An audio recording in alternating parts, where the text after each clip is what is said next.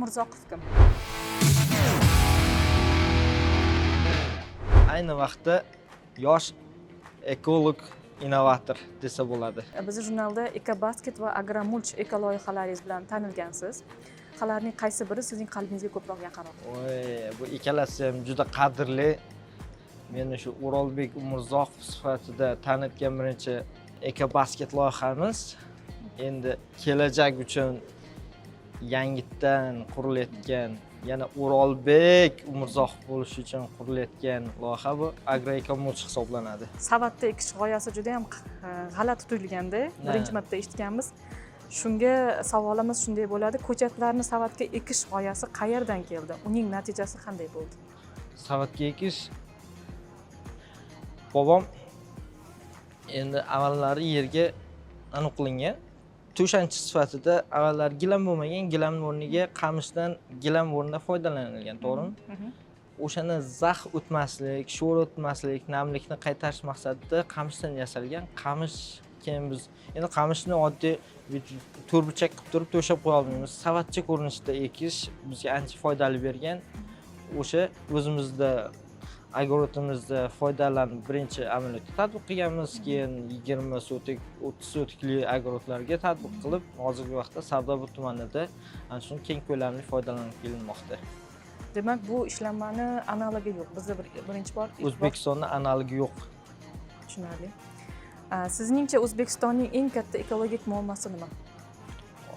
Hozirgi vaqtda O'zbekistonda chang to'zon juda kuchli bo'lib kelmoqda. Ulardan hammasi endi mening o'zimning yo'nalishim bo'yicha ketadigan bo'lsak, musor chiqindilarni chiqindi qutilariga tashlamaslik.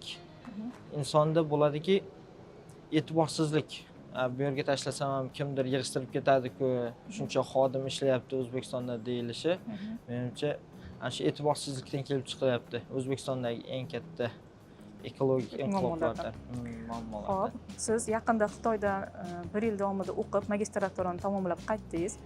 Demak, Xitoydagi tajribangizdan kelib chiqqan holda sohangizga oid qaysi amaliyotlarni yurtimizga olib kelishni istardingiz? Voy, Xitoy men uchun juda qadrli davlat bo'lib qoldi, chunki xorijga birinchi marta chiqishimda Xitoyga safarim boshlangan. Qandaydir menga ikkinchi uyday bo'lib qoldi Xitoy ham.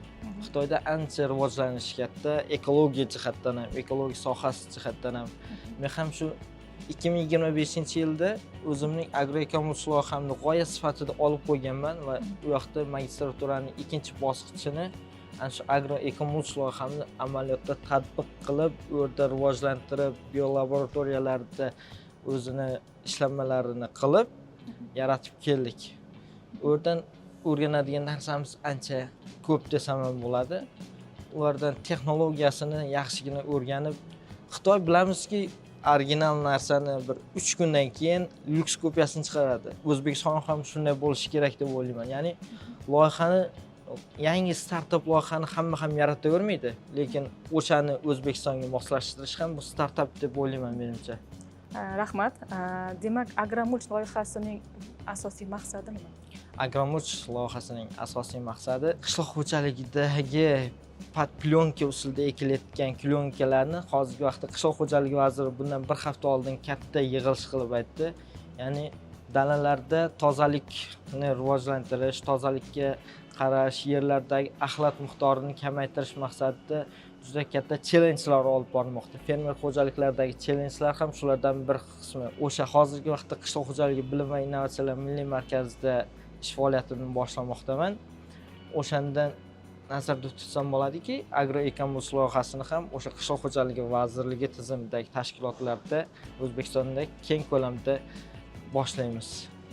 Rahmat. Bir kun kelib qaysi muammoni hal qilgan inson sifatida esda qolishni istaysiz? Voy. Ichimdagi, orzumdagi gaplarni aytishga vaziyat bo'ldi. Menimcha keng ko'lamli Orol muammosini hal qilish niyatim bor. Ana shu Orol muammosini hal qilish juda katta niyatim. Ana shu bo'yicha tajribalar, umrimning oxirigacha ana shu Orol muammosini hal qilaman, va'da beraman. Mening g'oyam odamlarga haqiqatan ham kerak ekan degan fikr qanday voqeadan keyin paydo bo'lgan? Esingizda bo'lsa, 2024-yilda Mirzo Ulug'bek varislar degan ko'rik tanlovi boshlangan. Ana shunda EcoCup degan loyihani olib chiqqanman-da. EcoCup loyihasi faqat o'zi ekologiya bo'yicha loyihalar olib chiqaman. EcoCup loyihasi bir martalik stakanlarni biz tashlab yuboramiz, to'g'rimi? Chiqindi qutilarga ham yoki har qanday joylarga tashlab yuboramiz. Uning chirish muddati 500 yilgacha, 450 yildan. Hozirgi vaqtda 12 ming tonnasi suv sathida qolib ketyapti va juda katta suvga va atmosferaga zaharli moddalar ishlab chiqaradi. O'shani biz oddiy makka jo'xori kukuni, kraxmal o'shalardan qorishtirib bir martalik stakan loyihasini olib chiqamiz. Tashqi qismlariga mayda gullarning urug'larini ekkanman. U chirib ketadi, yerga oziqa bo'lib ketadi, lekin baribir musorxonada qolib ketganda musor ko'payaveradi uning orqasida. Biz ana shu musorxonalarni, chiqindi joylarini chiroyli obodonlashtirish markazida gullar ekish anaqasini. Ularni baribir ekiladi, tashlab yuboriladi, chiriydi. Chirigandan keyin gul unib chiqadi, 3 oydan keyin gullaydi va ana shuni kesimdan o'qiyman. O'sha narsani men birinchi loyiham sifatida yaxshi ko'raman. Uni hali kelajakda o'zim amaliyotda polni ishlab chiqarib, men o'qimoqchiman. Biznesga ham aylantirmoqchiman. Jurnalda sizning faoliyatingizga doir maqola chop etilgandan keyin hayotingizda qanday o'zgarishlar bo'ldi? Sizda bo'lsa, sizga birinchi tashlagandim. Onam telefon qilgan. O'zim bilmayman. Jurnalda qahramon bo'lganman, qaysi anaqa sonida chiqqanman. 2025-yil. 2025-yil birinchi sonida chiqqanmiz.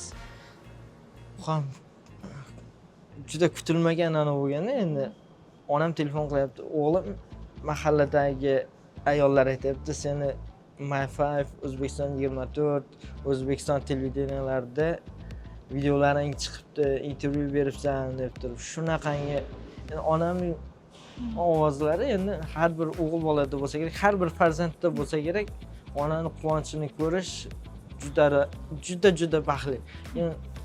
O'sha zahotda opaga, Sevara opamga telefon qilganman. Sevara opam, o'shanda ham o'zingiz boshlab buni o'qigansiz. Jurnalga chiqishimga sababchi bo'lgansiz. O'shandan keyin O'rolbek Umurzoq nomi jurnalda muhrlanib, ancha televideniyalarga chiqqanman. Opamga juda kattakon rahmat deyman shu joyda. Biz qatori yoshlarni qo'llab-quvvatlab, shuni yosh innovatorlar qahramoni sifatida ko'taryapti. Rahmat kattakon opajon. Sizga ham bitta qiziq savolda bu yerda. Agar shu maqolalar chop etilmaganida bugungi O'rolbek qanday bo'lardi? Endi yutuqlarga erishganman, erishmagan emasman. Qishloq xo'jaligi vaziri stipendiyasi bo'lganman. Hozirgi avvalgi oliy ta'lim vaziri Ibrohim Yo'lchevich bizga qishloq xo'jaligi vazirligiga vazir sifatida o'tgan. Ana shu vaqtda biz qishloq xo'jaligi vaziri stipendiyasi bo'lganmiz. U vaqtinchalik bo'lib, unchalik PR darajasida, mashhurlik darajasida chiqmagan. Keyin shu innovator jurnalida qahramon bo'lib chiqqanimizdan keyin ancha o'zgarish bo'lgan. 180 gradusga o'zgarganman desa ham bo'ladi. Targ'ibot ishlarida, PR ishlarida katta ko'makchi bo'lgan. Shunday, bilim jihatdan yaxshi bo'lgan doim. Lekin insonni doim cho'qqiga eltish uchun menimcha ham bilim taraflama, ham o'zini PR jihatdan ham ola bilish kerak. Media jihatdan, to'g'rirog'i, media jihatdan oshirib bilish kerak deb o'ylayman.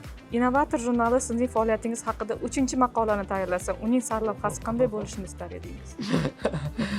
O'zingiz ham bilasiz, ikkinchi maqolamizda qanchalik o'zgarishlar bo'lganini. Nasib uchinchisiga ham chiqamiz. Unda juda katta dunyo miqyosidagi, yuqorida aytdim-ku, Orol dengizini qutqaramiz degan. Ana shu Orol dengizi maqolasi bilan chiqish niyatim bor. Va bosh qahramon sifatida chiqaman albatta. Nasib bo'lsa. Oxirgi savol sifatida, Orol bo'yida bir daraxt ekish imkoni bo'lsa, qaysi daraxtni tanlardingiz va nega? Saksovul.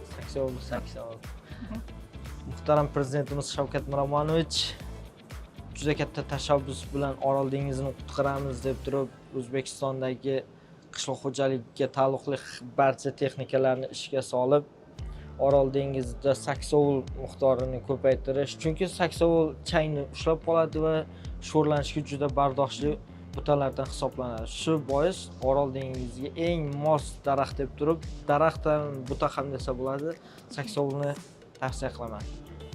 Bo'ldi, kelganingiz uchun, tashrif uchun katta rahmat. Yana suhbatni keyingi sonlarimizda davom ettiramiz.